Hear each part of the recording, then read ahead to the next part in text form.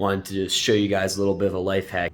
So your microwave always thinks that it knows when your shit's done. It tries to take control. So let's see what you do here. Oh look, it's already on 1 from last time. All right, you click time cook, whatever your time is. This is just an example, all right? You wanna do this first thing in the morning. So you pretend like you're just doing whatever, like it doesn't even matter to you, and then do not. You gotta take control of the situation. All right, follow for more tips.